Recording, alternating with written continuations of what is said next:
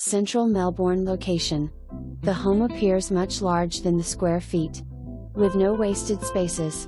Concrete block construction and over $20,000 in hurricane impact windows and slider.